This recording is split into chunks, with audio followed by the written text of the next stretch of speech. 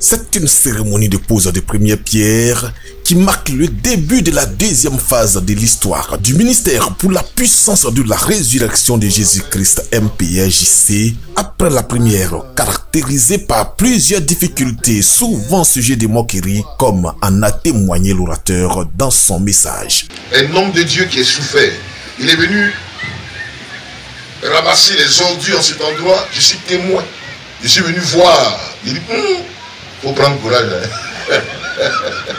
La marque des invités du leader du MPAJC a déterminé le caractère particulier de cette pose de première pierre. Les fidèles ont massivement répondu à l'appel du comité d'organisation et comme un seul homme, ils ont agi à tous les niveaux pour la réussite de l'organisation. Une organisation saluée par le prophète Didier Nyazali qui a révélé l'importance des engagements personnels pour bâtir la maison de Dieu. Là où Dieu nous attend, c'est vrai, on va évangéliser, on a beaucoup de choses à faire, on pose des actes importants, mais le Dieu que nous prions, où est sa maison?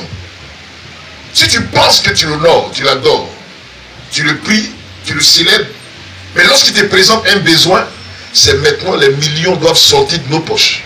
Cette pose de première pierre a été parrainée par Dame Valérie Kouadio au nom de son ONG Fabiti. Un parrainage traduit en une alliance avec l'église MPAJC pour la construction entière du temple. Pour Valérie Kouadio, faite reine à cette occasion, cette alliance traduit un acte de reconnaissance envers Dieu qui guide les actions de l'ONG Fabiti. Et là où on parle de Dieu, la présidente de l'ONG Fabiti est toujours présente. Présente afin d'honorer Dieu, présente afin de rendre grâce à Dieu, présente afin de dire à Dieu que tout ce que l'ONG fait, l'ONG arrive à le faire à cause et par la grâce de Dieu.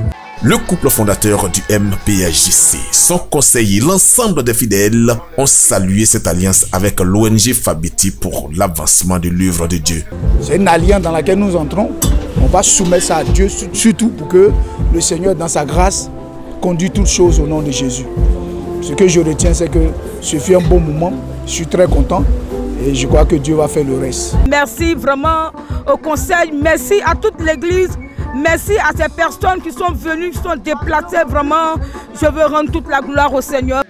La pose de la première pierre a été faite par l'ensemble des invités, dont le maire de la commune de Logwalé, sous la conduite du prophète Didier Nyazali, dans une atmosphère hautement spirituelle, marquée par l'engagement des fidèles. Plusieurs chantres de l'Éternel ont associé leurs images à cette cérémonie.